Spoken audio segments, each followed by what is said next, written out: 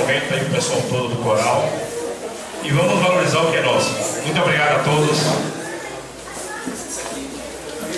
Desculpe a intromissão aqui.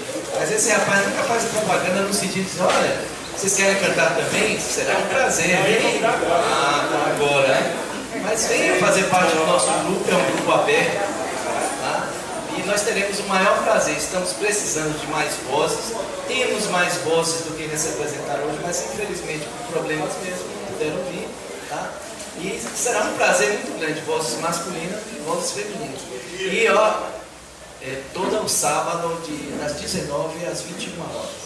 E ainda faço uma colocação bastante pertinente. Venha, pode deixar que a gente entrega a vocês na casa de vocês. Viu? A gente se responsabiliza para devolver vocês, porque o horário às vezes fica inconveniente para pessoas que moram longe. Venham, pode deixar que a gente devolve, a gente dá um jeito, tá certo? Então fica aí o convite para vocês.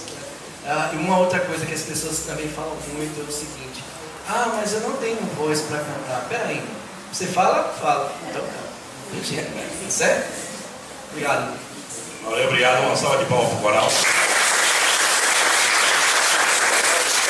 E na realidade eu ia fazer um convite para quem quisesse, né? Vamos dizer assim, aumentar o grupo, para procurar o pessoal e poder participar. E assim, agora não temos mais nada para falar, então vamos chamar a nossa amiga Nédia Guimarães. Palma.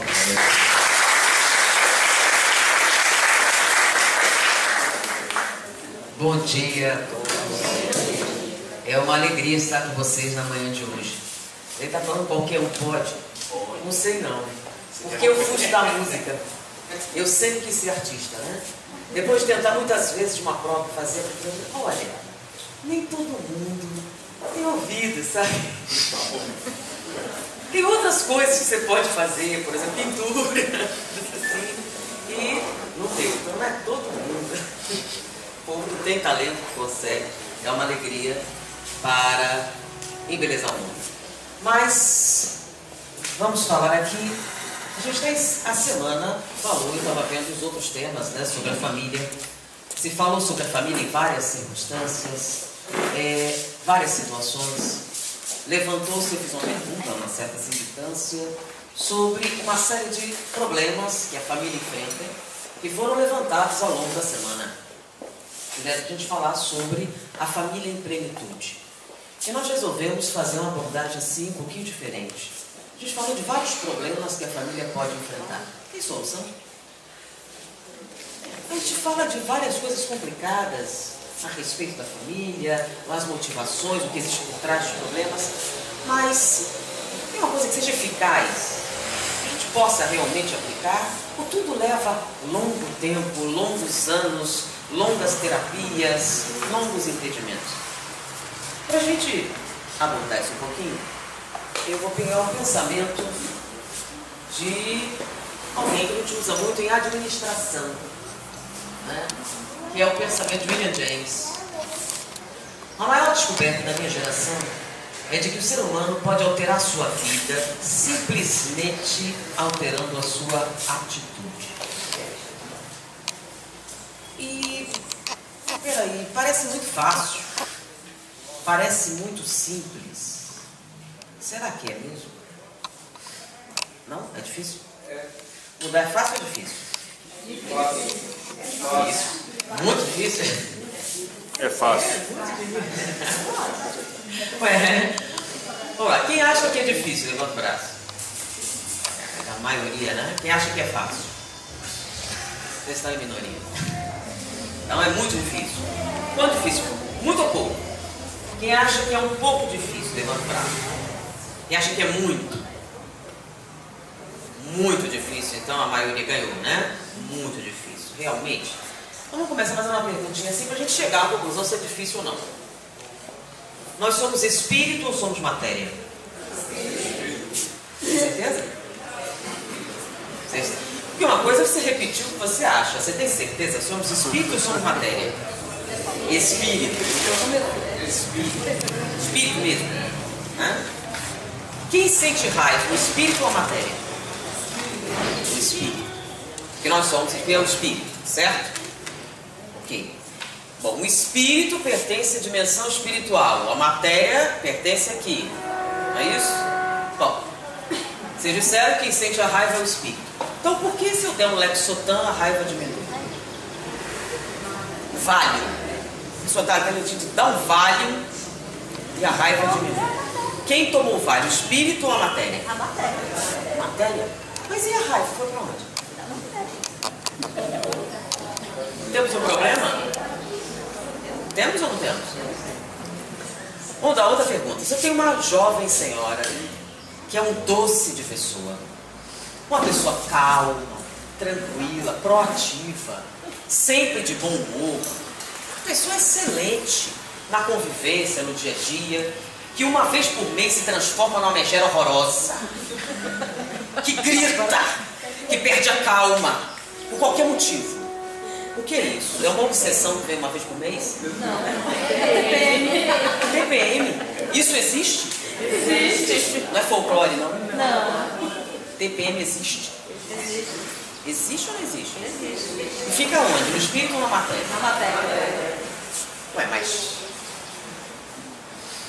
Você é o que então? Você é doce ou megera? E vira megera por causa de quê? Então nós somos espírito ou somos matéria? Começou a complicar? Começou a complicar? É justamente porque a codificação resolve esse problema. Nós aqui, pelo menos tem todo mundo, né? Nós aqui, somos espírito ou matéria. Vocês disseram, somos espírito. A codificação diz diferente. Ele diz que nós não somos nem espírito nem matéria, nós somos alma. Mas peraí, não é a mesma coisa? Não? Não é a mesma coisa? A alma não é a mesma coisa? Porque o espírito encarnado. A alma é o espírito encarnado. Mas qual a diferença? A diferença está aí. É TPM, hormônios. Porque o que é alma? É a interação espírito-matéria. Isso faz diferença? Faz uma diferença tão grande que eu já vi alguns médiums falarem uma coisa interessante. A pessoa fora do corpo é tão diferente que se ela encontrasse consigo mesma não se reconhecia. Por quê? Porque quando você está no corpo, você faz alguns pedidos, né? Então, por exemplo, tinha uma reunião de tratamento espiritual, então um senhor foi participar, que ele tinha um problema no joelho muito sério e precisava de uma cirurgia, e era uma cirurgia muito complicada, e havia o risco dele fazendo a cirurgia não andar mais. Então, ele foi fazer um tratamento espiritual. Ele disse, eu quero ficar curado, porque eu tenho um trabalho enorme a fazer, e realmente ele tinha um trabalho social espetacular, muito grande, e ele queria ficar curado do joelho, porque aquilo estava impossibilitando ele de trabalhar. E ele pedia, eu quero ficar curado, ora, ele orava para ficar curado, e acontecia uma coisa engraçada. Ele não estava melhorando no tratamento espiritual. Aí foi reclamar, né? Pô, estou fazendo tratamento espiritual há um tempão e não senti nenhuma melhora. Vocês disseram que o tratamento espiritual iria ajudar, mas não estou sentindo nenhuma diferença. E o mentor espiritual disse assim, bom, é porque estamos atendendo o seu desejo. Como assim atendendo meu desejo? Se o meu joelho não melhorou. Sim, é porque o senhor aqui pede, quando está acordado, para melhorar. Quando sai do corpo, por favor, pelo amor de Deus, não deixa eu melhorar não. E ele disse, eu sinto muito, mas eu não acredito nisso. Como é que eu vou chegar e dizer que eu não quero melhorar? Sinto muito, mas eu não acredito nesse mentor. Não pode ser. Quem iria pedir para ficar doente? As dores que eu estou sentindo, a maneira com que isso está afetando a minha vida. Não pode ser, não acredito. Disse, bom, mas é. Sim, eu não acredito. Então, já que você está dizendo, eu quero. Por que eu faria uma coisa dessa? Disse, bom, é que passou a acontecer na sua vida uma tentação muito forte. Tão forte. E você pediu uma impossibilidade física para dificultar você de pular a cerca.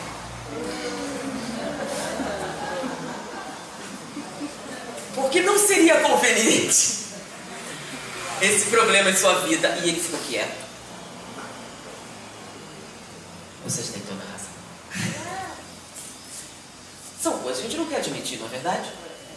Vocês querem ficar curados ou não? Então, nós somos a interação espírito-matéria. E a diferença que isso causa na nossa vida depende de uma coisa chamada processo evolutivo.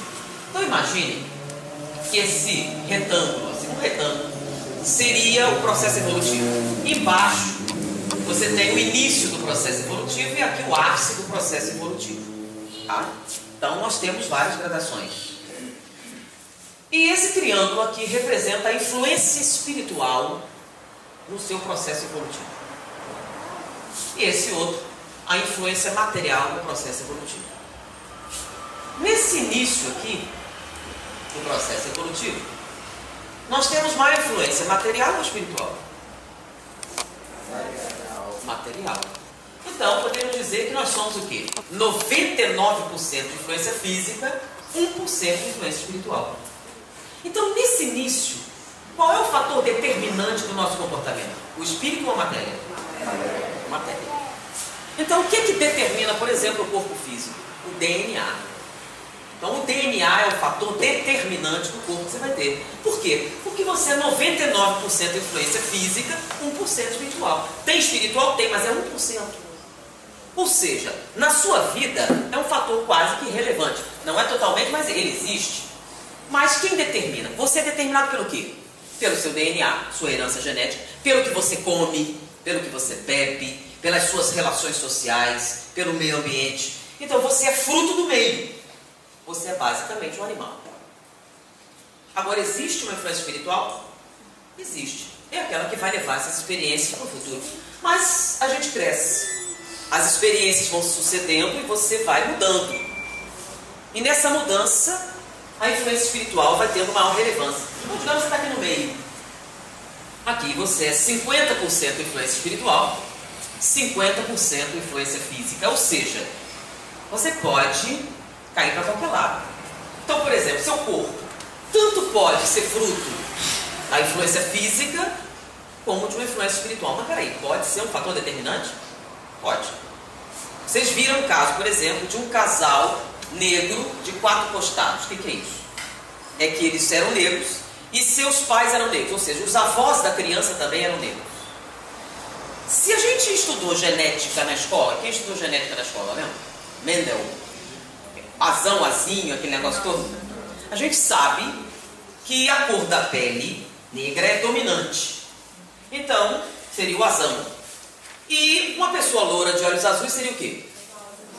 Recessiva. Então, a dominância está o quê?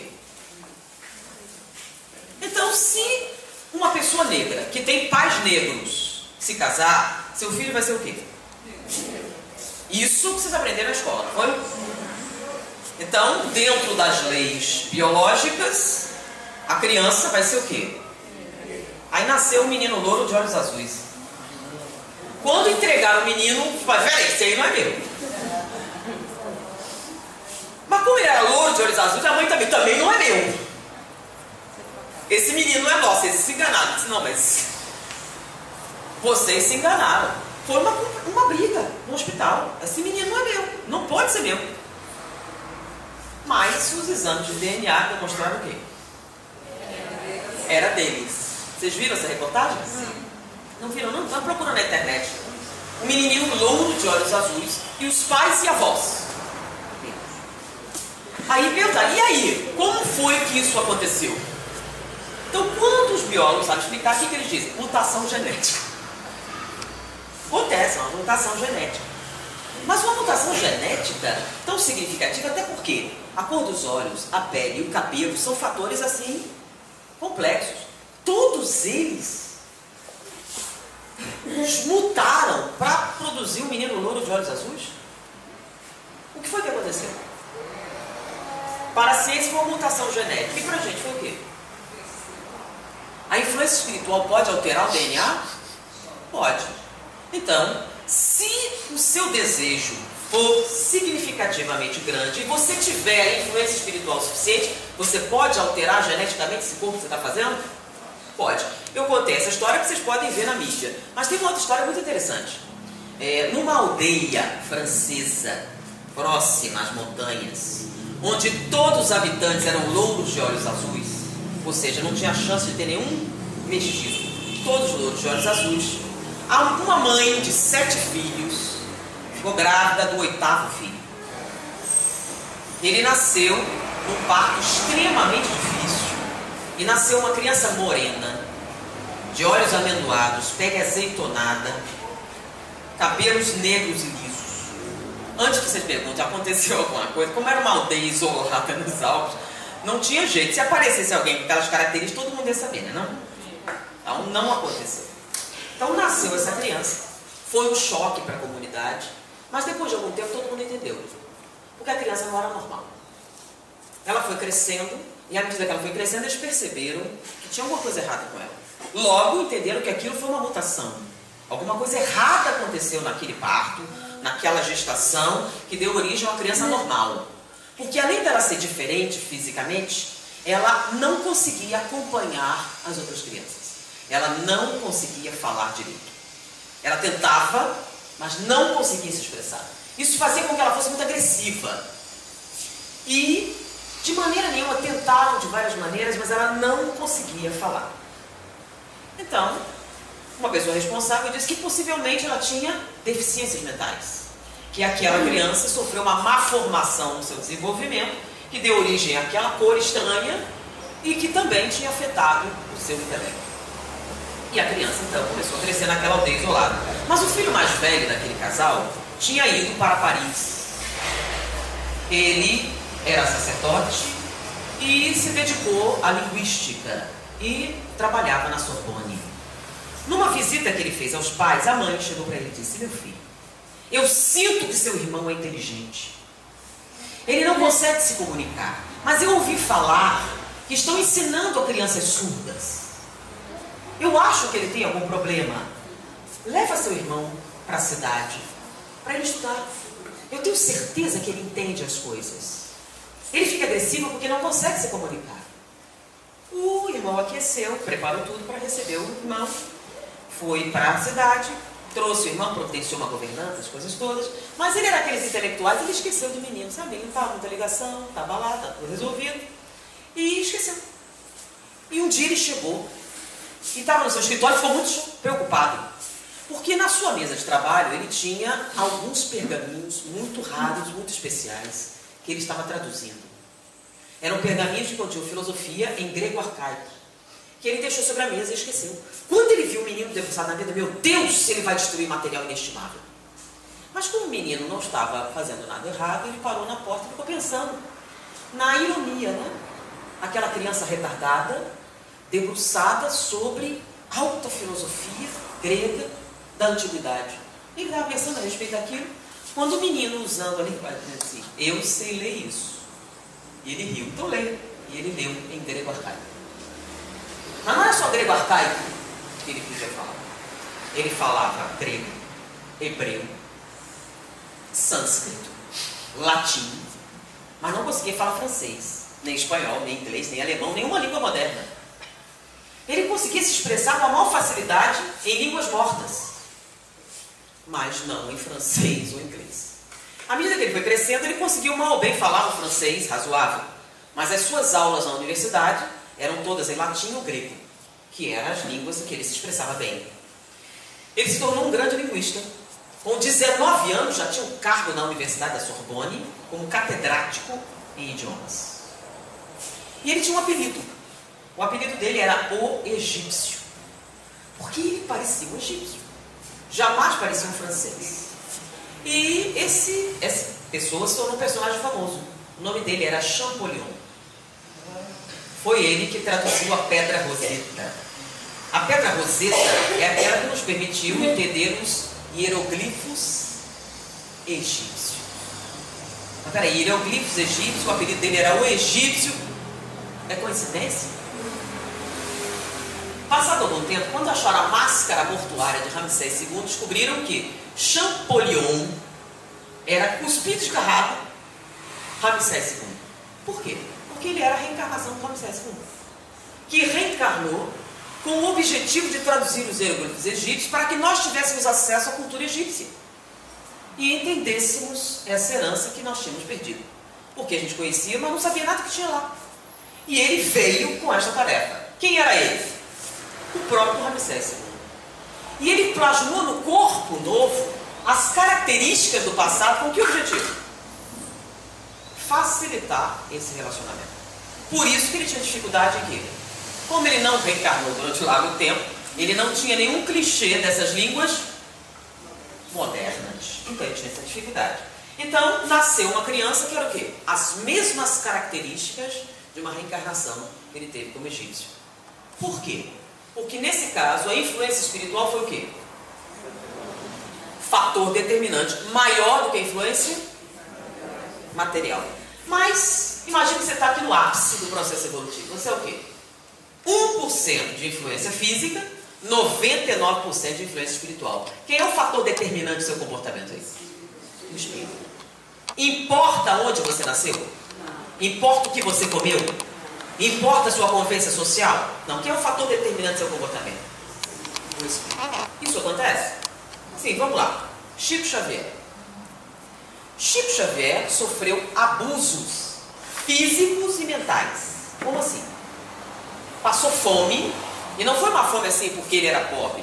Ele foi abusado, ele foi torturado pela sua madrasta. Vocês conhecem a história? Que ela enfiava garfos na barriga dele, na idade de 4 anos de idade. Então ele foi abusado física e mentalmente. Normalmente, quando alguém sofre esse tipo de abuso, a gente usa para justificar, por exemplo, psicopata assassino, né? Sofreu intensos abusos na infância, isso causou um processo psicológico e como reação à sociedade ele se tornou o quê? Um agressor. Foi isso que aconteceu com o Chico Xavier? Não. Sim, mas poderia. Poderia? Poderia? Chico Xavier poderia se tornar um assassino psicopata? Por que não? Porque nesse caso, o fator espiritual é o quê? O fator determinante do comportamento. Então, nesse caso, o fator espiritual supera o quê? O material. Então, se ele reencarnasse uma família rica, ele seria Chico Xavier? Não. Se ele comesse o suficiente, você seria Chico Xavier? E numa família pobre? Deu para entender? Agora, nós estamos onde? Qual o nosso nível espiritual?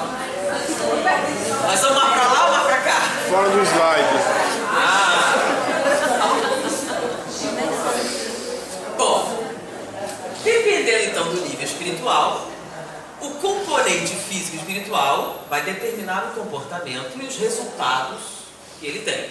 Então, perguntando assim, nós, a galera, estamos no início aqui. Então, o fator determinante do nosso comportamento é físico ou espiritual? Ficou mais fácil de entender agora? Nós somos espírito ou somos matéria? Nós somos alma. Não somos nem espírito, nem... Nós somos a interação espírito-matéria. No nosso caso, mais matéria que espírito. Foi agora? Por isso, os hormônios, a TPM, os fatores ambientais afetam o nosso comportamento? Não come feijoada, 11 horas da noite vai dormir. Como é que você acorda de manhã? Mas por quê? Que feijoada é uma coisa ruim? Não. Qual é o problema da feijoada às 11 horas da noite? Porque ela afeta seu humor? Sim, por quê? Porque uma comida pesada, as toxinas que você vai gerar são altas, elas vão se acumular na corrente sanguínea, vão atravessar a barreira hematocefálica e vão produzir alteração de neurotransmissores. Com um nível mais baixo de serotonina, quando você acordar de manhã, você está no mau humor horrível. Aí você vai dizer que é o obsessor da feijoada que te afetou. É o obsessor da feijoada? Não. Por que as mulheres geralmente acordam no almoço? Não sei. Você tem uma estatística específica para isso? Eu não sei não. Mas o que nós estamos querendo falar? Sobre a influência do corpo no nosso comportamento. Então já ouviram falar daquela assim, mente sã em corpo são? Mas o certo seria corpo são e mente sã. Qual seria o mais certo? Depende do nosso nível evolutivo. Depende do nosso nível evolutivo. Se a nossa influência física é o fator determinante, melhorar o desempenho orgânico melhoraria o nosso comportamento.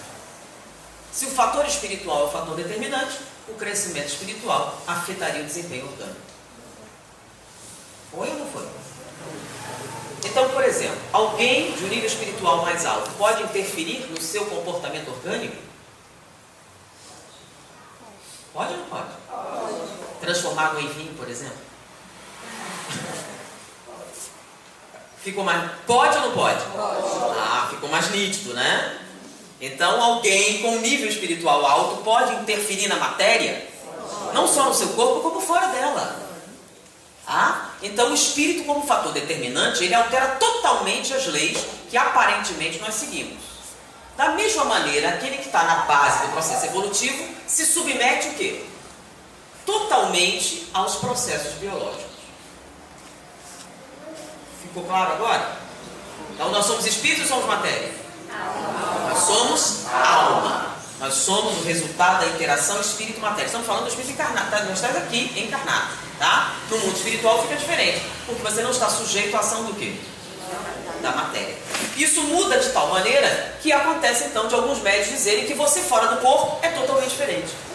Por quê? Você não sofrendo a influência do corpo físico, você é diferente. Então aqui na Terra você é deficiente. Você é no mundo espiritual também? É muito comum de encontrar crianças autistas aqui, no mundo espiritual são perfeitamente lúcidas.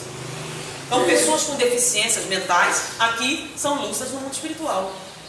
Por quê? Aqui ele está sofrendo a ação do quê? Da matéria.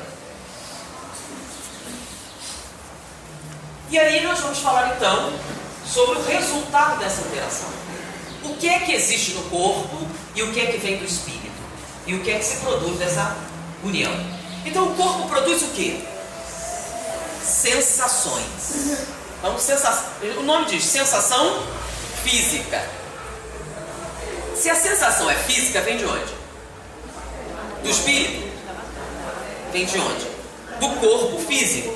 Sensação física vem do corpo físico. Então o que não é físico? É o que? Espiritual. Então como é que a gente vai separar uma coisa e outra? Sensações físicas e processos espirituais. Por que a gente está batendo nessa tecla? Porque tem visto um monte de informações no mundo espiritual, né? Que você lá no mundo espiritual acende um charuto e dá uma gostosa baforada. Então, imagine um charuto na sua mão, acende ele e dá uma gostosa baforada. Dá para você sentir? Cigarro imaginário dá sensação? Então, imagine você tomando uma Coca-Cola gelada. Dá para imaginar? Você imagina. É a mesma coisa que tomar uma? Tem diferença? Tem diferença. Então, imaginar que você está fazendo uma coisa seria um ato virtual. E você realmente fazer isso seria um processo o quê? Físico. Então, no mundo espiritual, se você perder o corpo físico, dá para você tomar Coca-Cola gelada? Sim ou não? Sim. Sim? É que alguns dizem que um espírito vem aqui, né? E chupa a Coca-Cola que você está tomando, é isso? E ele faz o que se ele não tem estômago? Sensação. Ele chupa o álcool que está no seu organismo. E faz o que com o álcool? Álcool é uma molécula física. Está onde? No mundo físico. O que é que o espírito vai fazer com álcool? A sensação. Vai com álcool? Não. Porque para você ter a sensação, você tem que ter uma reação química no seu corpo. Certo? No seu corpo o quê? Físico. Se você não tem corpo físico, você não tem as enzimas necessárias, os processos biológicos, vai fazer o que com álcool? Sentir que está tomando. Vai, como? Porque vai atravessar. Lembrando, quem assistiu o filme Ghost? Todo mundo. Né? Então se você derramar, vai cair, né? Por quê? Você não tem estômago. Tem ou não tem? Eu sei que é parecido, mas vamos pensar bem, né? Você pega a Coca-Cola aqui, digamos que você consiga um médio de efeitos físicos, pegar a Coca-Cola e você derrama, e ela vai para onde? No chão. Não é não? Você não tem o estômago necessário para processar isso. Porque você morreu. Morrer tem algumas vantagens. Você pode assistir show da Broadway sem pagar. Você pode ir para Paris, pode viajar onde você quiser, passear bastante, ver tudo que é show, mas beber Coca-Cola você não vai poder mais. Por quê? Porque quando você morreu, o que você perdeu? Corpo físico. Junto com o corpo físico, a capacidade de processar o quê? Sensações. Então o espírito chupa álcool? Não dá para chupar álcool, porque não serve para nada. Você sabe que álcool, mesmo ele volando assim, é uma molécula o quê? Que está onde? Vamos lá. Por exemplo, vocês estão vendo o ar aqui? Não estão vendo, mas ele existe? Vocês aprenderam na escola, né? Se a gente pegar um balãozinho, é invisível, mas dentro tem o quê? Ar. E o ar é feito de quê? Moléculas. Moléculas que estão aonde? No mundo espiritual? No mundo físico. Então tem coisa no mundo físico que não dá para ver? Tem, mas são físicas. Agora o mundo espiritual já é outra coisa. No mundo espiritual existem moléculas. Moléculas espirituais. No mundo espiritual não existem moléculas físicas. É uma outra coisa, é uma outra dimensão. Então o álcool está onde? No mundo físico ou no mundo espiritual? No mundo físico. Então o espírito pode chupar álcool? Não. Mas ele faz o que então? Então ele não quer álcool, ele quer o quê? Ele quer a sensação de quem usa o álcool. Tá? Porque o álcool puro para ele não faz nada. Então, se fosse assim, ele pegava uma garrafa e obsidiava a garrafa. Não? Vocês iam ver no bar aquelas garrafas todas cheias de... Nem abelha, não tem? Cheia de obsessor agarrado na garrafa. Fica? Não. Então não é o álcool que ele quer o quê? Sensação. E a sensação ele vai meter onde? Numa pessoa. Se ele pudesse fazer sozinho, para que obsidiar alguém, gente? Uma questão de lógica. Você pode pegar sozinho, por que então obsidiar uma pessoa? Porque o que ele quer não é o álcool, ele quer a sensação que o álcool provoca nele. E só quem tem sensação física é alguém que tenha um corpo físico. Vamos lá, quem assistiu o filme Ghost? Levanta o braço. Ou melhor, quem não assistiu? Então tem uma cena no filme em que o mocinho está nos túneis do metrô aprendendo a mover objetos, lembra? Num determinado momento, uma lata é projetada numa vitrine e cai no chão vários maços de cigarro. O espírito está com o mocinho e diz a seguinte frase: eu daria qualquer coisa por uma tragada. Ué, ele não estava assombrando o metrô? Movendo as coisas? Por que ele não pega o cigarro, acende e fuma? Ele poderia acender o cigarro? Até poderia, né? Mas o limite do que ele ia fazer era acender o cigarro. Mas o objetivo de você acender o cigarro e tragar é o quê? Só fazer isso? Não. Isso ele não poderia. Ele disse, eu daria qualquer coisa por uma tragada. Por que ele não faz? Porque não pode. Porque gente morta perdeu a sensação física. E se você é viciado, o que é que vai acontecer? Imagina um cara na sua frente com o cigarro aceso, você do lado olhando e não pode fazer nada. Qual a sensação? É uma sensação gostosa? Seu desejo. Eu estou falando de cigarro, imagina crack. Heroína. A síndrome de abstinência da heroína é tão violenta que em algumas convulsões ossos se quebram. Na síndrome é por isso que ele vende a própria mãe por uma dose. Por causa da angústia. Então imagine você no mundo espiritual, viciado, vendo o cara cheirar na sua frente. E você não pode fazer nada. Então potencializa isso, amigo. Não pode fazer nada, tem algum jeito. Ele não pode diretamente usar o álcool, nem o crack, nem a cocaína, nem o cigarro. O que ele vai fazer? Vai usar alguém. Vai usar alguém. E desse alguém ele quer o quê? O álcool que ele está tomando? Não. A sensação que o álcool provoca no organismo. Para nós termos sensações físicas, então, tem duas maneiras. Ou você reencarna, ou arruma um hospedeiro. O hospedeiro vai lhe fornecer o quê? sensações. Aí você tem que entender que o que ele deseja são sensações.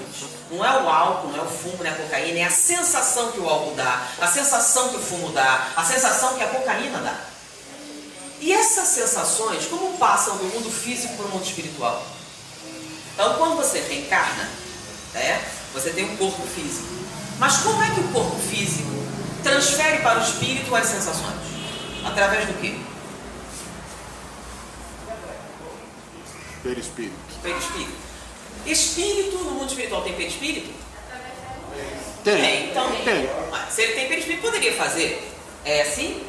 Basta o perispírito? Não, tem alguma coisa. Alguma coisa a mais tem nessa equação aí que permite você ficar vivo. O que é? Fluido vital? Fluido vital. O nome já diz, vitalidade.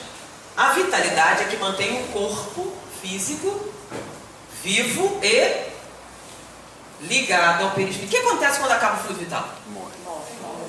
Você morre. Então a vitalidade é importante?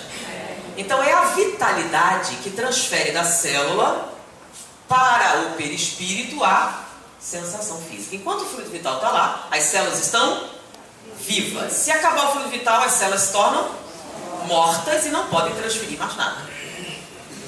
Acompanharam? Se não acompanhar, você vai dizer, não entendi. Não. Então a vitalidade é que permite transferir do mundo físico para o mundo espiritual as sensações. Então, o que é que esse espírito viciado em sensações pretende do seu hospedeiro? A vitalidade. Mas se eu tirar a vitalidade dele, ele morre. Mas se eu sou viciado em cocaína, isso importa muito? Não. Então, ele se liga a alguém. Mas entenda assim, não é só você fumar. Você precisa também de sintonia vibratória. Sem a sintonia vibratória, não tem. Então não basta você fumar, você tem que parecer comigo, senão eu não consigo a conexão. Porque sem a sintonia vibratória você não estabelece esse processo. Tá? Então eu procuro alguém que combine comigo. Aí encontrei, você combina. Você não, você não, você não, você não, você não, você combina. Combina. Então nós nos ligamos psiquicamente. E eu faço o quê? Me encharco da sua vitalidade. Quando eu me encharco da sua vitalidade, eu sinto o que você sente. E aí eu posso usufruir de qualquer sensação que você venha a usufruir. Só que tem um problema. A única função da vitalidade é transferir sensação? Não. Não, ela tem outra vitalidade, outra função. Qual é a outra função da vitalidade? Manter as células vivas. Então, se eu perco vitalidade, o que acontece com o meu organismo? Ele sofre uma perda de energia. Então, imagine que você está usufruindo, então, sobre Sexo e Destino, de André Luiz, lembra? Tem uma cena que o cara está lendo jornal, está numa praia, está num apartamento lendo jornal. Aí entram dois espíritos. E aí, está afim de uma dose? Sim. Aí ele vai, se liga, o cara levanta, larga o jornal, vai até o bar e toma uma dose de uísque. Toma. E senta e volta a ler o jornal. O outro espírito vai, não, peraí, eu também quero. Aí o cara levanta de novo, vai lá, toma outra dose e volta. Bom, o que acontece quando você tem esse tipo de parceiro? Para ele sentir, ele tem que se encharcar na sua vitalidade. Então você tem um espírito, um perispírito que é o seu, que precisa dessa vitalidade para manter as células vivas, e você tem dois parceiros do seu lado que se encharcam dessa mesma vitalidade para sentir a mesma coisa que você sente. Então, qual é o resultado disso? Lembra da matemática? Que a igualdade tem que se manter? Então, se o objetivo da vitalidade é transferir a sensação e manter as células vivas, como é que vai ser o resultado dessa equação? Você vai sentir, se você tem um parceiro, você vai sentir a metade do prazer e o dobro do prejuízo. Por quê? Porque ao tomar uma dose de álcool, isso afeta o seu organismo? Sim, mas se você está perdendo vitalidade, afeta mais. Mas o prazer que você sente vai ter que ser o quê? Porque você está dividindo ele com outra pessoa. Então é a metade do prazer com o dobro do prejuízo. Multiplique pelo número de parceiros você tem uma ideia de qual é o prejuízo. E às vezes o prejuízo fica tão grande que existe um mito que é comum a todas as culturas.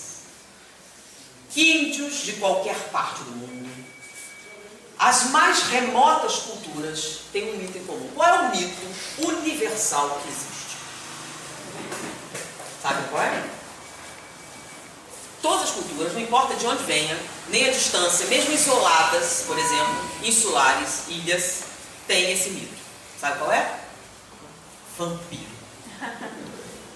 O mito do vampiro é universal. Deus não tem o mesmo nível que tem os vampiros. Os vampiros existem em todas as culturas. O que são vampiros? Você sabe o que são vampiros? São o quê? Sugadores. São duas coisas. Sugam o quê? Vitalidade. São duas coisas. São mortos-vivos que sugam sua vida. Não é isso? Para muitas culturas eles sugam sangue. Nunca ouviu falar de vampiro? Em toda parte existe. Nomes diferentes, mas a mesma situação. Mortos-vivos que sugam a vida. Ah, da onde vem esse mito? A mediunidade também não é universal? Então imagine que você é o xamã da tribo e está vendo alguém que está definhando na sua frente. Você olha e vê o quê? Uma criatura ligada à pessoa. Qual é a sua leitura disso? Está vivo ou não? Está entre os mortos. Às vezes ele reconhecia os mortos. Então era um morto-vivo sugando a vida de outra pessoa. Mas tem mais um motivo para esse mito ser assim. Chupa sangue. Porque qual o principal sintoma da vampirização? Quando o vampiro suga seu sangue, qual é o sintoma? Se alguém está chupando seu sangue, qual o sintoma que você tem? Anemia. Anemia. A anemia se caracteriza pelo quê? Falta de sangue. Palidez. Cansaço, desânimo, fraqueza. Ah, mas peraí, a obsessão também tem isso. São os mesmos sintomas, né? Cansaço, desânimo, fraqueza, suscetibilidade a doenças. Vocês sabem por quê? Porque a obsessão, com o passar do tempo, causa anemia. Como assim? Chupa o sangue? Não. Quando você perde vitalidade em grande quantidade, a primeira célula a sentir são as células sanguíneas. Porque elas duram 7 dias e não tem núcleo. E elas são essenciais no carregamento de energia. Então as primeiras células que morrem no processo de desvitalização são as hemácias. Por isso, um dos primeiros sintomas físicos do processo de vampirização é anemia. Ou seja, os nossos xamãs antigos não estavam tão enganados assim. Mas não é sangue que eles chupam, é o quê? Vitalidade. Foi, gente? Então, se é necessário esse tipo de situação para eles poderem ter sensações, quando alguém escreve que tem um espírito no mundo espiritual, que acende um charuto fluídico e dá uma gostosa baforada, do que se trata? De uma simulação. Existe uma sensação real envolvida? Não. Para ele poder sentir o charuto, ele vai ter que fazer o quê? Vampirizar o encarnado. Então, se vocês verem algum livro que o mentor faz isso, não é um mentor, é um obsessor. Da mesma maneira, relações sexuais no mundo espiritual. Tem relações sexuais no mundo espiritual? Não. Tem simulações. Qual o objetivo de uma simulação sexual no mundo espiritual? Prazer. A mesma do cinema, né? Estimular os vivos para permitirem os mortos se alimentarem. Então, você lê no livro Sexo e Obsessão, de Filomeno de Miranda. Tem lá uma cena em que há uma parada. E aqueles carros alegóricos têm todo tipo de simulação sexual. E assistindo tem um monte de espíritos com alguns na coleira. Lembra?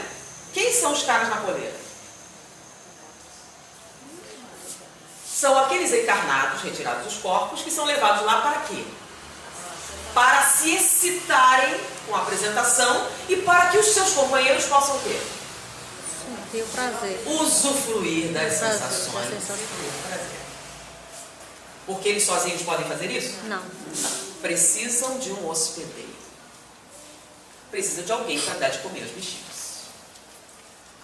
Ficou mais claro agora? Então, no mundo espiritual, há esse tipo de... Sim, mas qual é o objetivo? Se você tiver isso, vai ter que ter um encarnado fornecendo os recursos. Então, eles vão fazer lá uma orgia, seja o que for, e aí trouxe os encarnados? Porque sem eles, não existem sensações. Então, o Divaldo Franco descreve uma cena muito interessante, né? Em que ele está numa cidade e ele foi se hospedar nesse local, ele ia para um outro lugar, e normalmente ele pede um quarto, sozinho, no hotel, etc. Mas nesse momento, a dona da casa chegou e disse: olha, eu estou com emergência, eu estou com um rapaz para se hospedar, você se importaria em dividir o quarto? Ele já ia dizer não quando a mentora disse assim: sim. Então, sim, não tem problema. Aí ele foi se preparar para dormir e ela disse assim: não durma. Entra em prece. Ele disse: não dorme. Deitou e fingiu que estava dormindo, começou a orar. O rapaz chegou, se arrumou, deitou. Levante-se. Entra em prece. Ele ficou ali, prestando atenção. De repente, ele viu atravessar a parede uma criatura. Uma criatura mitológica. Já ouviu falar das árpias? As árpias são figuras mitológicas que são mulheres que têm partes de aves. Então tem asas, tipo um pterodátilo, né? Aquela coisa assim. Um bico comprido. Ah, então é a descrição de uma árpia. Olha só, uma figura mitológica. Entrou uma figura mitológica. E ela viu, naquele momento, o rapaz começar a se debater na cama. A criatura caiu sobre ele e enfiou o bico nos seus órgãos genitais. Coitado. E naquele momento o rapaz começou a se debater, parecia que estava numa convulsão, e teve um orgasmo. E naquele momento a criatura levantou e começou a rir e saiu. E o rapaz ficou lá, desvitalizado. No dia seguinte, ele acordou e disse: nossa, eu dormi tanto, eu estou tão cansado. O que foi que aconteceu? A criatura mitológica, que não é tão mitológica assim, induziu o rapaz, com certeza levado ao mundo espiritual para ter, e utilizou-se do quê?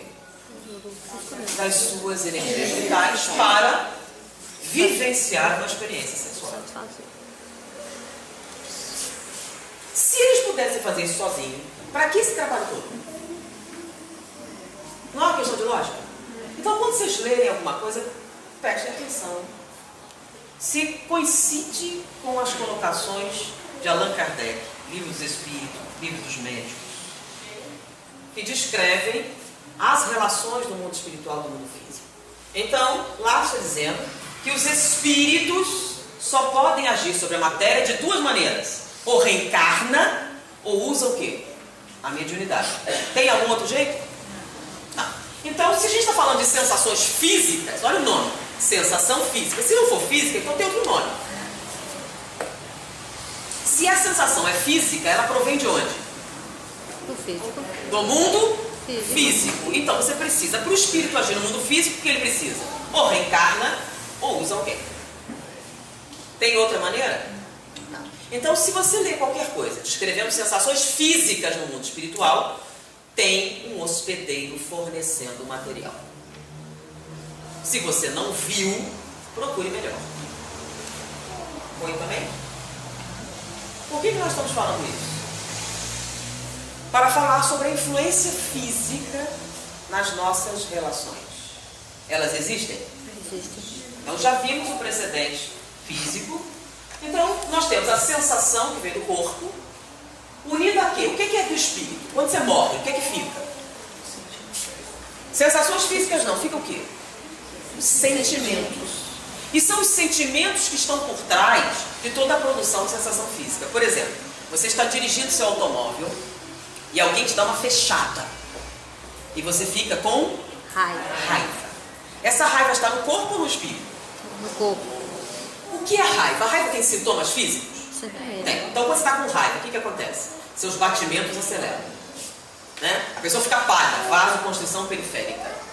Você tem a mudança do sangue, das vísceras para os músculos. A pessoa chega a tremer.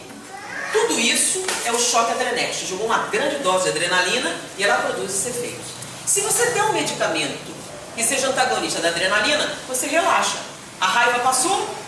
Sim, a raiva passou. Porque a raiva é uma resposta do quê? Do corpo. Mas qual foi o sentimento que deu origem à raiva? Vamos lá. A raiva surgiu. O cara te deu uma fechada. Por que você ficou com raiva? O que existe por trás da raiva? Qual o sentimento que está no espírito que permitiu que essa raiva surgisse? Então vamos dar um exemplo. O cara passou na sua frente. Quem é esse para passar na minha frente? Como ele ousa dar uma fechada em mim? Ah, orgulho. Ah, orgulho. Se você não fosse orgulhoso, você ia ficar com raiva? Vai em paz, meu irmão, tá com pressa. Ah, então o sentimento que está por trás da raiva é o quê? Orgulho. Se você não fosse orgulhoso, você ficava com raiva? Você sentou no meu lugar. Esse lugar é meu. Você não devia ter sentado no meu lugar. Que for. Qual o poder mágico que tem essa cadeira de mexer com o meu humor? Pensa nisso. Qual o poder mágico que essa cadeira tem de mexer com o meu humor? Tem lógica. Qual o sentimento que está por trás disso? Como é que você ousa sentar no lugar que é meu? Se eu não tivesse esse problema, o que aconteceria? Eu ficaria com raiva? Não. Então, existe um sentimento que está no espírito, que está por trás das sensações? Existe. E é esse que vai com você para o mundo espiritual. E é esse que, quando você voltar, vai produzir as mesmas sensações. Se você não mudar. Então, nós podemos usar medicamento para controlar a raiva, mas ela vai continuar vazando de você. Porque se você não mudar o sentimento original, que é o causador do processo físico, ele continua existindo. Porque a gente está falando de algo. Nós temos a influência do corpo. Mas quem é que forma o corpo? Quem é que forma o corpo? O espírito. Então, na origem desse processo, temos o quê? Os sentimentos. Então, o corpo tem as sensações, que é o contribuinte, e o espírito tem o sentimento. Da união do sentimento com a sensação, o que é que nós temos? Emoção. Por exemplo, paixão é o quê? Sensação, sentimento ou emoção? Paixão. É o quê? Emoção. Sensação? Ah, não tem nenhum emoção. sentimento. Tem? Então é o quê? Emoção. Então a paixão é uma? É emoção. Emoção. A paixão é emoção. Qual o componente sensorial dessa emoção? Qual a sensação que contribui para a paixão? Vocês falaram que paixão é uma emoção. Emoção. Tá? Uma emoção é fruto do quê? O sentimento e a sensação. Qual a sensação, tá, que contribui para a paixão? É uma paixão. Sim, paixão é emoção. Qual a sensação? Sem essa sensação tem paixão? Vocês têm um preconceito forte, né? Um negócio assim. Vamos lá. Desejo sexual. Tem paixão sem desejo sexual? Não. Se não tiver desejo sexual, aí não é paixão, é o que? Amor fraterno, amizade. Entendeu? Então a paixão, para acontecer, tem que ter o quê? Desejo sexual. Sem isso, é amizade. Tá? Amor maternal, paternal. Mas para ser paixão, tem que ter desejo sexual? É só isso. Por quê? Existe o desejo sexual puro e simples? Sem paixão? Não? Quando você compra uma prostituta, você está apaixonado por ela? Não. Não. Então existe o desejo sexual puro e simples? Tem. Sem emoção? Tem. Sim. Então é o que? Desejo sexual. A coisa animal. Agora, paixão é o mesmo que desejo sexual? Não. Não. Tem outro componente. Tá? Então na paixão existe o desejo sexual? O que mais? Tem sentimento? Tem. Qual? Nossa, vocês têm um preconceito fortíssimo. Se não fosse a paixão, vocês não tinham neném nenhum. Como é que você vai fazer isso se você não tem nenhum desejo sexual? Ou seja, a paixão é importante? Sem ela não tem o quê? Reencarnação? Então, um componente é o desejo sexual e o outro? Terrível. Pode ser amor? Pode? Pode. Pode. Pode. Amor com desejo sexual dá o quê? Sexo, filho. Sexo, filho. Bom, eu gostaria de pensar que dava casamento. Sexo. Mas não. Teoricamente, eu gostaria de pensar que daria casamento. Porque, veja bem, se você não tiver desejo nenhum sexual, você vai casar com a pessoa? Não. É um grande irmão da minha vida, é um grande amigo, mas não vai casar com a pessoa, vai? Não. Então, a paixão é importante? É o quê? O sentimento e a sensação dando origem a crescimento espiritual? Sim. Pode ser amor com sentimento? Pode. Pode. Amor com desejo sexual dá o quê? Um casamento longo, feliz, produtivo. Viu como vocês são preconceituosos? É? Isso é coisa católica. Sexo é coisa de gente que não presta. Não é não? Espírito inferior, etc. Porque eu sei que o Dr. Bezerra casou 2 vezes. E teve vários filhos. Foi ou não foi? Não foi partenogênese, foi. Nem obra do Espírito Santo. Isso é importante a gente reconhecer? Sim. Bom, mas o único sentimento possível na paixão é amor? Não. Você pode ter desejo sexual com egoísmo, dá o quê? Violência doméstica. Não é não? A minha mulher, os meus filhos. O que é egoísmo? Egoísmo significa o quê? Primeiro eu, Segundo eu. depois os meus, aos outros nada.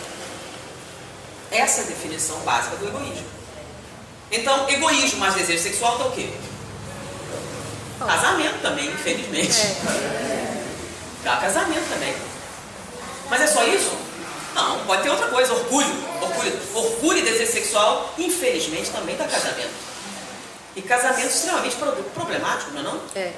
Em que você tem uma diferença primordial entre o papel masculino e feminino. Por quê? O que é orgulho? Eu sou melhor do que você. Se eu sou melhor do que você, você tem que se submeter a mim. Tá? Então o orgulhoso, ele acha que ele é melhor.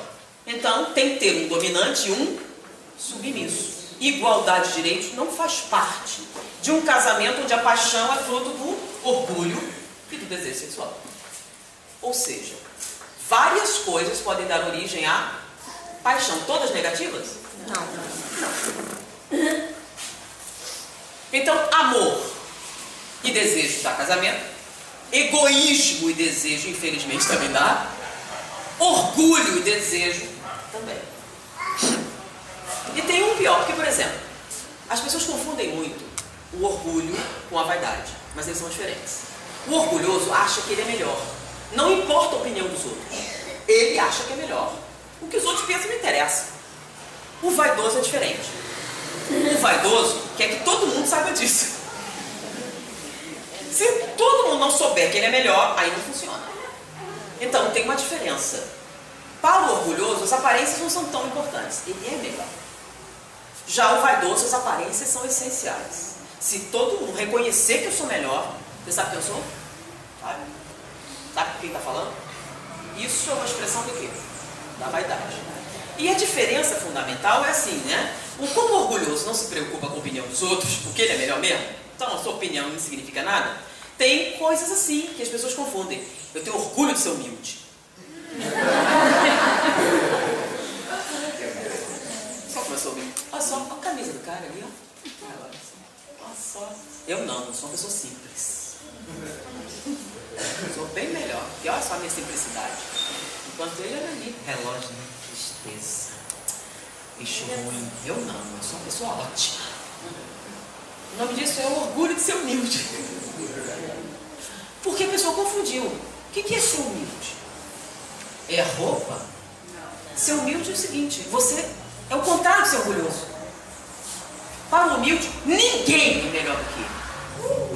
Por quê? Porque ele é. Ele não faz esse tipo de comparação. Então a pessoa humilde jamais vai reparar na roupa que você está usando, nem para bem, nem para mal. Porque para ele, todas as pessoas são boas, são melhores. Então, o que é que o humilde tem? Ele não compara nada. E como ele não compara nada nem ninguém, o que é que ele não faz? ele não julga. E o orgulhoso julga sempre. Ele está todo o tempo fiscalizando a consciência alheia. Por quê? Porque ele é bom. Por isso ele pode fazer isso. Entenderam a diferença? Então as pessoas não é muito orgulhoso. Não, tem orgulhoso que é muito assim, bem simplesinho e tal. E é aquele pessoa que é mordaz. Julga com uma severidade. Por quê? Porque ele pode. Porque ele está acima dos outros. Então, tudo isso, junto com sensações, infelizmente, também pode dar casamento. Com todas as coisas decorrentes. Não estou dizendo exclusivamente, você pode ter um pouquinho de amor também. Então, você pode ter uma mistura de vários tipos. Amor, orgulho e desejo sexual. Tem amor, mas uma grande componente de orgulho. Você tem amor, egoísmo e... Isso dá algumas histórias interessantes. Né? Por exemplo, quando é uma história de Malbataan, que ele conta sobre um homem cuja mulher ficou muito doente. Ela estava muito mal. E nesse meio tempo, ele estava desesperado por alguma coisa e achou um djinn. E fez um pedido. Né? Você pode salvar a vida dela? Não, eu não posso salvar a vida, porque isso é contra as leis. Mas eu posso transferir a sua vida para a sua mulher. Então eu quero que você dê metade da minha vida para a minha mulher. Perfeitamente. Então ele transferiu metade da vida para a mulher, que estava em trabalho de parto, morrendo. Ele transferiu. E no final do parto a mulher morreu. Aí ele falou, mas espera aí. Minha mulher morreu. Nós não fizemos um negócio? Você não transferiu metade da minha vida para ela viver? Sim, é verdade. Mas ela também me fez um pedido. Ela pediu que eu desse toda a vida dela para salvar o filho. Tem diferença? Tem. Muita diferença. No caso dele é um custo. Como, por exemplo, aquela pessoa cujo parente morreu e ela está sofrendo muito, chorando desesperadamente. A gente entende, é saudade, né? E aí a gente ouve ela dizer, o que vai ser de mim sem ele? Quem vai pagar minhas contas?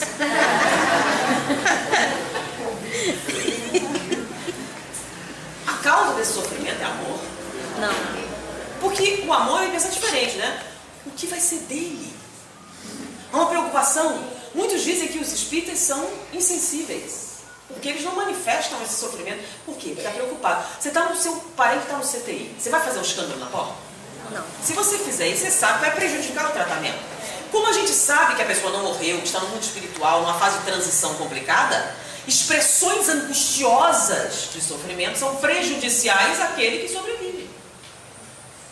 Por isso, no espiritismo não há expressões teratogênicas de sofrimento. Por quê? Porque nós somos insensíveis? Não. Porque nós somos sensíveis ao sentimento do outro. Ou deveríamos ser. Tá? Porque nem sempre isso acontece. Não são. Teoricamente, se você realmente crê nos princípios. Deus, imortalidade da alma, comunicabilidade dos espíritos, reencarnação e evolução. Então, reconhecer esses fatores é primordial para a gente poder o quê? Mudar alguma coisa. Então, essas dinâmicas estão presentes nos nossos relacionamentos. Tá? Quanto do castigo que você está dando ao seu filho é vingança? Como assim vingança? Está te incomodando. Você vai aprender, miserável, a não me incomodar assim. Então, é um fator educacional? Não. Não é um fator educacional. Então, ele é desproporcional. Porque seu objetivo é castigar. Olha o nome. Castigar significa o quê? Fazer a pessoa pagar pelo pecado que cometeu. Isso é castigar. Medidas socioeducativas não deveria ser um castigo. Castigo é vingança. Então você está se vingando. Quando você chama o filho, esse miserável aqui na frente de todo mundo, ele me dá. Isso é uma medida socioeducativa? Não. É uma agressão. E ao humilhá-lo, o que você está fazendo? Vingando. Viu o que você fez? Agora eu vou te dar um saber. E você fala para todo mundo. A mãe chega assim, meu filho faz isso. Todo mundo fica sabendo. Isso que você está fazendo é o quê? Uma forma de vingança. Você não tem autoridade sobre ele, você faz o quê? Difama ele para todo mundo. Ah, peraí, mas é meu filho? Sim, com certeza. Difamou, humilhou. Então tem menina que tem uma vergonha absoluta de apresentar qualquer pessoa para a mãe. Por quê? Porque é um perigo. Sei lá o que vai sair dali. É uma relação saudável? Não. E a gente, assim, por exemplo, eu sou muito rigoroso. Eu sou um espírita muito rigoroso com a educação. Eu procuro. Ele é tão rigoroso, que se a filha tiver um problema, ela vai recorrer ao aborto, porque não vai ter coragem de contar o pai. Foi útil? Não tem confiança. Porque nós podemos mudar outra pessoa. Nós só podemos mudar a nós mesmos. A gente pode dar um exemplo. Mas o outro tem o direito de errar? Tem. Mas como meu filho ousou fazer isso, que decepção. O que é decepção? Orgulho. Como é que ele ousou me envergonhar na frente dos meus pares? Ele tinha que ser perfeito para mostrar quanto eu sou bom. Então você quer a perfeição dos seus filhos para mostrar o quê? Eu sou melhor do que vocês. Porque seu filho não presta. Olha o meu, que lindo. Doutor. O seu é doutor? Sim. Meu filho passou na faculdade ótima. E o seu? Então não é o estudo a base. É o quê? Viu como eu posso mais? Então se ele cometer a ousadia de arranhar essa imagem maravilhosa que você quer projetar para a sociedade, você vai castigar violentamente, com desprezo. Você não vale nada, né? Não? Olha todo mundo estudando, você não vale nada. Não vai ser ninguém. Isso é uma medida só. Você está querendo animar ele. Você tem que estudar, porque senão você não presta. Não vai valer nada. Isso ajuda você a ficar com a autoestima lá em cima, né? Você é burro mesmo. Não dá um champa assim. E a gente fala, usa essas palavras? Pelo menos usava. Qual o objetivo? Castigar, porque ele não está atendendo às suas expectativas. Não está mostrando para a sociedade que pai maravilhoso você é. Aí a gente ouve o Chico Xavier dizer umas coisas assim estranhíssimas. Eu quero voltar rápido. Para quê, Chico? Ah, porque eu quero ser mãe. Eu quero ser mãe de 5 filhos problemas. Para quê, Chico? Para amá-los. Porque a gente não quer filho ruim, né? A gente quer filho bom. A gente quer ser mãe de Gandhi, né? Quer ser mãe do Chico Xavier. E aí, qual vontade você levou? Lembra? Influência espiritual? Quando ele determinante, você não fez nenhuma diferença. Agora, se você tem alguém em que a sua presença vai fazer diferença, não é a sua responsabilidade as escolhas. Você está lá para ajudar a crescer. Então, esta dor que você sente não é amor, é orgulho. Porque aí a gente faz aquela pergunta, né? Qual é o amor maior? O amor de mãe ou de esposa? De mãe é melhor? Por quê? É maior. É maior por quê? A dedicação. Por causa da dedicação? O amor de mãe é maior? Não. Não? São diferentes. Sentimentos diferentes. Não, porque o pessoal está falando que é mãe. Mãe por quê? Por que de mãe é maior? Eu não acho não. Amor de mãe é Incondicional. Incondicional ali. Né? Amor de mãe. diferente. É por isso que o amor de mãe é maior. Então vamos ver. Se vocês são espíritas, a gente faz um teste. Amor de mãe é maior. Não. Quem acha que amor de mãe é maior? Levanta o braço. A maioria. Tá? Amor de mãe é maior. Alguém gostaria de dizer por quê? Além disso, amor incondicional. Alguém tem mais um motivo? Por que de mãe é maior? Amor de mãe é para sempre. Essa fala é ótima. Amor de mãe é para sempre. Ela define tudo. Realmente define tudo. Amor de mãe é para sempre. Vamos fazer um teste. Ah? Você tem um filho. Vocês estão no carro. A mãe, o pai e o filho.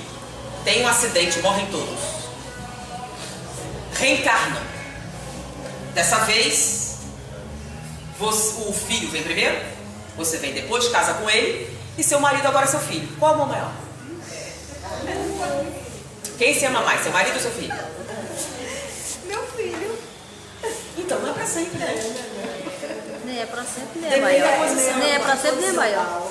Então, quer dizer, não tem. E o incondicional entrando? Porque se fosse incondicional, não interessava a posição, seria o quê? Se você sempre ama mais aquele que está na condição do seu filho, o motivo não é esse. Sabe por que você ama mais seu filho e seu marido? É porque é o seguinte, é porque o seu filho é de primeira mão e o seu marido é de segunda. Antes de ser seu, ele foi da mãe dele. Da mãe dele. Então, como ele é de segunda mão, você ama menos. Ele já foi amado. Ou seja, o que existe por trás do amor de mãe ser maior? Primeiro O eu, orgulho. depois os meus, aos outros, nada. É porque é o seguinte, o filho você tem certeza que é seu, o marido você não tem tanta certeza assim. Pode ser da outra. Por isso, você ama menos. Ou seja, o que há por trás desse amor de mãe? Egoísmo. Egoísmo é orgulho. Egoísmo. É egoísmo. Quer dizer, o fato dele poder ser de outra pessoa é um fator condicionante do seu amor. Então, seu amor é condicional. É condicional à sua posse. Ou seja, você é egoísta. Porque o poema que o Lázaro fez aqui, né? Se o amor fosse de mim incondicional mesmo, imagina só, você está no centro espírita, um monte de criança. Aí você vê que criança mal educada, essa mãe não cuida, meu Deus do céu. Olha o meu como ele é bonitinho, todo arrumadinho, se comporta bem, já aquela ali de jeito nenhum. E você comete um erro terrível, porque cresce e seu filho vai casar justamente com ela. Já pensou, se em vez de pensar assim, você fosse ajudar a educar? A vida do seu filho seria muito mais fácil. Mas não, é filho da vizinha. Não é. E a vizinha não tem. Né? Não é assim que a gente pensa? Então, a gente não pensa que a reencarnação que podia ser seu. E outra coisa, então, a gente tem que tomar cuidado. O centro espírita socializa muito. Vai que casa. Vai ser sua nora, você vai ser sogra. Então não é melhor tratar logo agora, se a possibilidade existe, é melhor tratar todos igual. De repente, vai, você não arrisca. Porque a gente está sempre reclamando dos homens, né? Os homens são porquinhos chauvinistas, os homens é isso, o homem é aquilo, o homem é aquilo. E eu vi a pergunta, quem é que cria os homens? As mulheres. A mãe deles. A mãe. Então, se ele é um porquinho, é Cada porque a mãe é uma porca. É. Porque porco não nasce de cabrita. Não. Isso aí Eu não é. penso dessa forma. Porco só nasce de porca. Porca. Então, se ele é um pouquinho chauvinista, é porque a mãe dele era uma. Cria uma. Então, se você acha isso muito ruim e você quer mudar, você faz como? Cria seu filho sem ser. E pela lei de causa e efeito, na próxima encarnação você vai merecer um marido melhor. Porque você já começou a plantar agora. Você cria seus filhos de maneira diferente. Lei do retorno, você já faz jus a um marido mais. Melhorzinho. É uma questão de quê? De você aceitar os princípios. Acredita em Deus, imortalidade da alma, comunicabilidade dos espíritos, reencarnação, evolução. Então você deveria naturalmente analisar esse sentimento. O que é que tem por trás? Então toda sensação tem na sua origem um sentimento. E esse sentimento está onde? No espírito. Então a luxúria não é a mesma coisa que desejo sexual. A luxúria é o quê? É uma paixão. É o desejo sexual com o quê? Egoísmo. O que é isso? O que é egoísmo? Porque aquela pessoa é uma coisa que você vai usar. Então, é uma paixão. O desejo sexual é o que acontece com os animais. É simples. Quando ele envolve sofrimento, humilhação, submissão, tem sentimentos aí. Orgulho, vaidade, egoísmo. Então você quer uma pessoa para apresentar aos seus amigos. Então você casa, não com a pessoa que você tem relação, uma pessoa que suas amigas querem. Né? Porque olha só, esse aqui é meu marido. Esse não vou ficar não. Eu não vou querer apresentar isso com minhas amigas. Então, não importa seus sentimentos. Você abre mão deles porque você é vaidoso demais para lidar com a sinceridade. Sua principal preocupação é que os outros vão achar. Então você fez uma fantasia na sua mente com relação à mulher ideal. Tá? Então a mulher ideal é aquela que sai do pacote social, né? Então vamos lá, mulher bonita na sociedade tem que ser branca ou negra? Loira ou morena? Olhos claros ou escuros? De preferência anglo-saxã e protestante. Ela é a perfeita. Aí você encontra o problema. E magra. É que o amor não está ligado a isso. Está ligado à alma, né? Aí você encontra a sua alma gêmea que nasceu no Sudão. E aí ela vem fazer um intercâmbio. E você encontra e sente o quê? Mas você é vaidoso demais para seguir o quê? Lembra? O componente material no seu comportamento é mais importante do que o espiritual. Então você abre mão da sua felicidade. Você abre mão da sua realização pessoal para agradar seus amigos. Para que todo mundo tenha inveja da sua mulher. Com a qual você não sente a satisfação, a afetividade que você sentiria se você abrisse mão da vaidade em nome do amor. Então, você pode amar duas pessoas ao mesmo tempo, sim, em circunstâncias diferentes, mas apaixonar pode, né? Uma é egoísmo e desejo físico, o outro é Sentimento. Entenderam a diferença? O amor está no espírito, o desejo sexual está no corpo e a paixão está na alma. Vamos devagar. Vamos. O amor está no espírito, sobrevive à morte, permanece, vai além. O desejo sexual está no corpo e a paixão está na alma. Então quando você junta o amor e o desejo sexual, você tem uma paixão. Mas não é só amor, tem várias possibilidades. Foi, gente?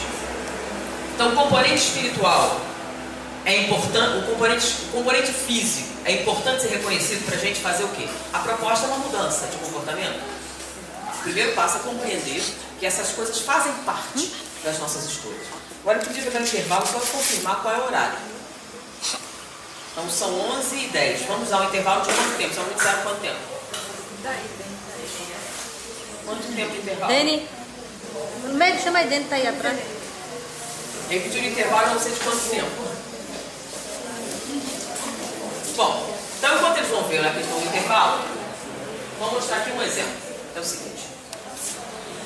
Por que é tão importante a gente reconhecer esses fatores? Porque tem uma pergunta aqui dos espíritos. Influenciam os espíritos em nossos pensamentos e atos? Sim ou não? Sim. Sim. De ordinário são eles que vos dirigem. Existe então influência negativa dos espíritos? Sim. Ou seja, eles influenciam negativamente seus pensamentos e atos? Sim. E tem como a gente vencer isso? Se eles têm essa coisa determinante, tem como a gente superar isso? Qual é a resposta? O que fazer para alcançar a felicidade e resistir ao mal? Um sábio da antiguidade vos disse: conhece-te a ti mesmo. Mas em que conhecer-se a si mesmo muda isso? Se você não sabe quem você é mais influenciável do que quando você sabe quem você é. Mas como assim? Tem uma cena de Alice no País das Maravilhas. Lembra da história da Alice? Ela caiu no buraco, foi lá. Então ela chegou num lugar que tinha um monte de caminhos e havia um gato numa árvore. Ela chega pro gato e pergunta: Senhor gato, qual caminho eu devo seguir? Aí o gato pergunta: depende de onde você quer chegar. Ah, não importa muito onde. Então não faz diferença o caminho. Se você não sabe para onde você quer ir, faz diferença para onde você está andando? Não. Agora, você tem um objetivo. Se você tem uma meta na sua vida, aí o caminho faz diferença. Tem caminhos mais longos, mais retos, mais próximos. Então, conhecer-se a si mesmo e ter um objetivo determinante vai fazer com que o caminho, a sua vida, tenha rumos diferentes. Então, eu vou mostrar como isso é um fato.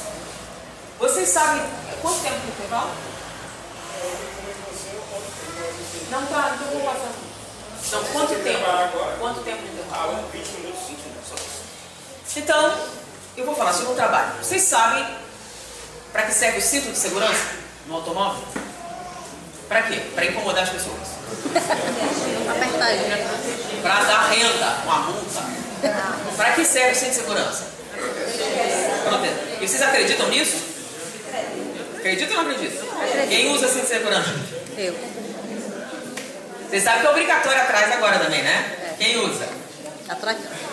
Quando você não usa, por que se diz assim? Pra quê, né? Então, qual é o motivo que hoje eles obrigam você a usar cinto de segurança? É aleatório? Não. Tem algum motivo por trás disso? Tem. Então, no primeiro lugar, onde se tornou obrigatório o cinto de segurança foi os Estados Unidos. Porque uma série de estudos demonstravam que o cinto de segurança protegia a vida. Então, quem usa o cinto de segurança tem maior chance de sobreviver a uma colisão, maior chance de sobrevivência em várias circunstâncias. E o uso de cinto de segurança, tanto na frente como atrás, protege a vida. Uma série de sequelas poderiam ser evitadas com o uso do cinto de segurança. Isso foi demonstrado através de exaustivos testes que provaram que isso era verdade. Ou seja, através da ciência. Então, a hipótese foi testado. E como tinha que mudar o comportamento da população, os testes foram maiores ainda para poder responder a qualquer dúvida que as criaturas pudessem ter a respeito da eficácia ou não do cinto de segurança. Então tem estatística mais do que suficiente para demonstrar a importância do cinto de segurança. Bom, quando terminou o estudo, os Estados Unidos começou uma campanha. Durante 6 meses, ele começou com campanhas educativas para que a população usasse o cinto de segurança. Depois de 6 meses, perceberam que a campanha era totalmente ineficaz. Não mudou nada o comportamento da população. Isso foi antes de fazer a multa. Aí tentaram, de várias formas, educar a população para o uso do cinto de segurança e não adiantou. Aí eles contrataram a mais importante firma de propaganda para fazer uma campanha. Porque até ali quem fez foi a Secretaria de Educação, na Ministério da Educação, e não foi eficaz. Então contrataram uma agência de propaganda. E essa agência de propaganda preparou um comercial. O comercial foi lançado. Quando o comercial foi lançado? Um mês depois dele ser veiculado no horário nobre, principalmente, houve uma mudança radical no comportamento da população. 62% das pessoas mudaram a sua resposta. Antes, apenas 5% havia mudado a sua resposta. Ou seja, 5% das pessoas foram sensíveis a argumentos racionais. 62% foi sensível a uma argumentação de natureza emocional. Ou seja, as emoções afetam o nosso comportamento, as nossas escolhas, a maneira como nós agimos. Então eu vou mostrar para vocês o comercial que foi feito, que mudou a opinião pública, coisa que a razão não foi capaz de fazer.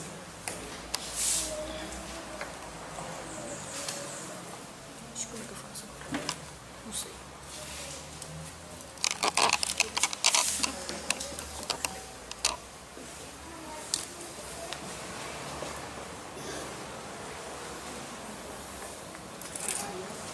Só que tem como botar o som aqui?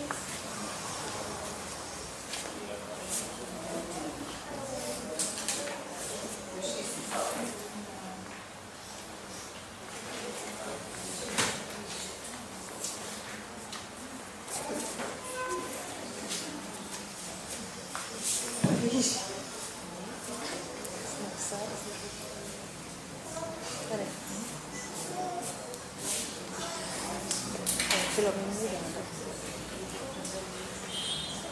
Espera que eu pego aqui. Não tem tudo. No lanche.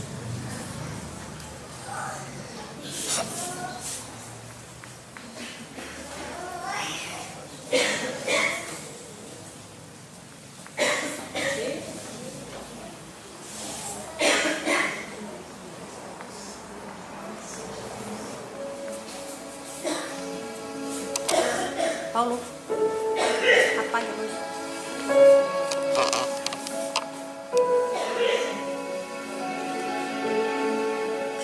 Se você apagar, vai sair. Se apagar a luz, aí sai aqui.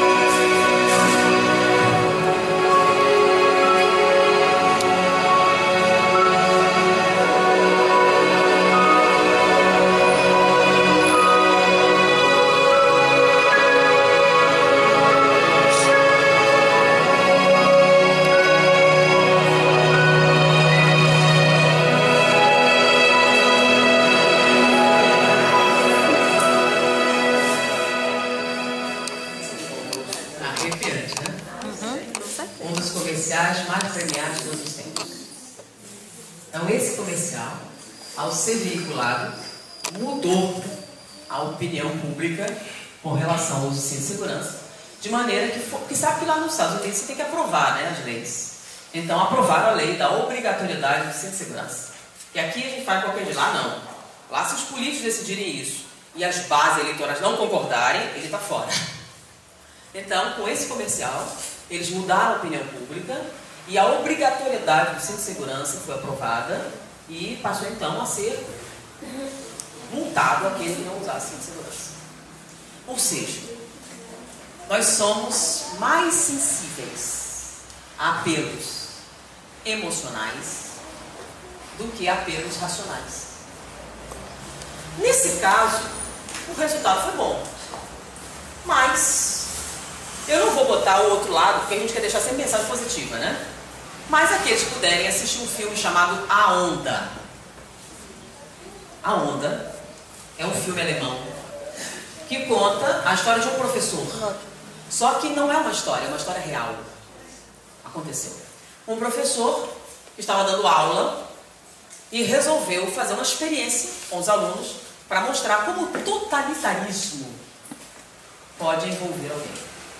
Só que os resultados foram imprevisíveis. Ele começou a usar determinados apelos emocionais, foram usados pelos nazistas, e os jovens aderiram de tal maneira que perderam a objetividade e passaram a se comportar como agentes da Gestapo. Ou seja, se você responde a apelos emocionais, você é um que vai linchar alguém na rua se a multidão estiver fazendo isso. Porque você vai seguir a onda. Se a informação racional não foi capaz de convencer de um comportamento, você é suscetível às influências. Então, o que acontece? Para o Espírito virar mentor, basta dizer a senha. Que nosso Senhor Jesus Cristo nos abençoe a todos, pronto. O que vier depois é mentor. É isso? Não? Ah, não, porque tem gente que pensa que se você disser o nome de Deus, um raio cai na sua cabeça. É isso que vai acontecer? Um obsessor pode usar essa senha? Pode, inclusive. A gente tem história na Inquisição, né? E havia um padre que ia abençoar as espadas dos cruzados. Então os cruzados iam na Terra Santa para salvar, libertar o Santo Sepulcro. Eles tiravam a espada assim e o padre vinha, Deus abençoe essa espada e ela leva a morte aos infiéis. E eles usavam o quê?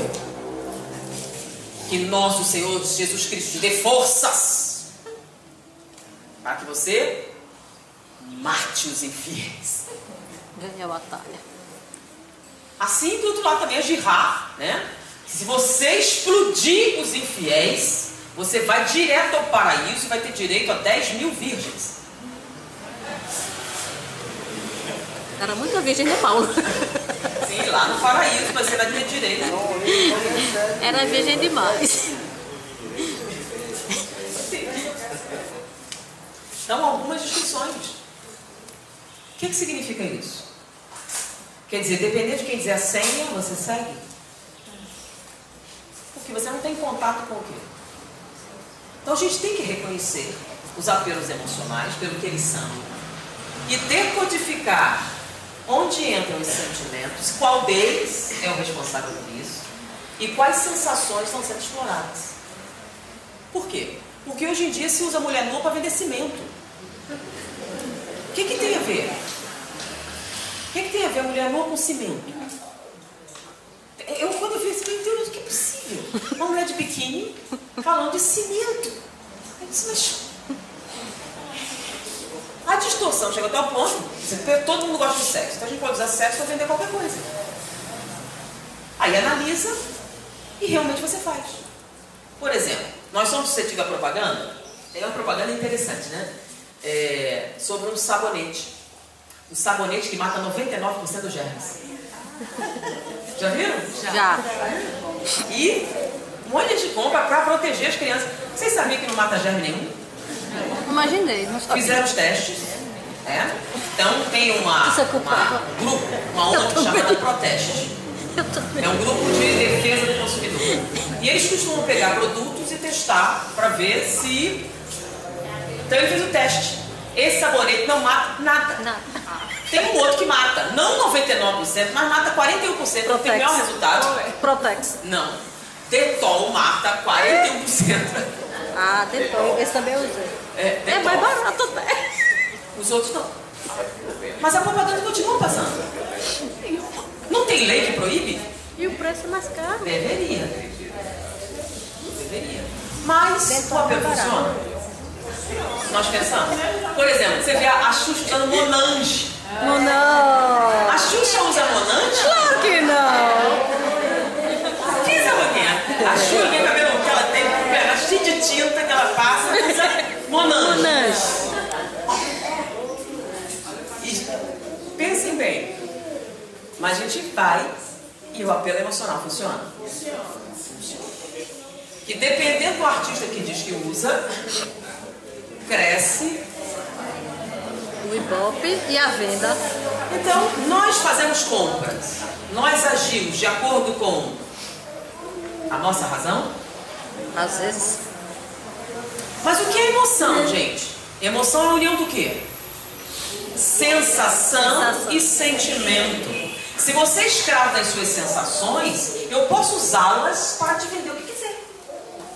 Por exemplo, digamos que eu sou fabricante de cimento e eu quero vender meu cimento.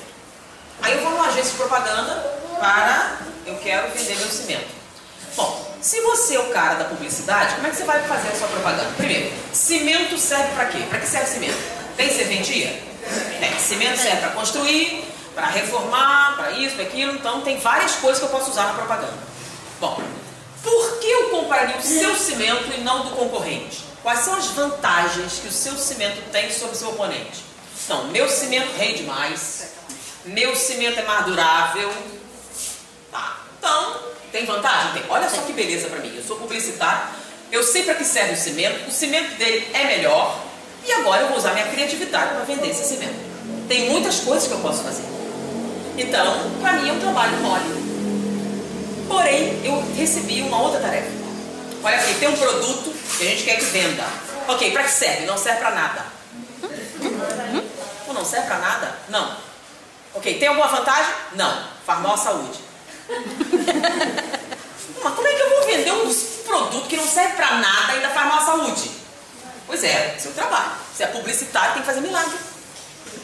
Você tem que vender um produto que não serve para nada e ainda faz mal à saúde. Como é que eu vou fazer isso? Caramba! Tenho uma ideia. É simples. Bom, se eu não posso falar do produto porque ele não serve para nada, se eu não posso falar as vantagens do produto porque não tem nenhuma, então eu não posso falar do produto, vou falar de outra coisa. O que todo mundo quer? Todo mundo quer sucesso. Sucesso vem com dinheiro, beleza e poder. Todo mundo quer dinheiro, beleza e poder. Então é simples. Eu vou associar o produto com uma coisa que todo mundo quer comprar. E aí você vai achar que está comprando dinheiro, beleza e poder e compra o produto junto. É isso que eu vou fazer. E começou.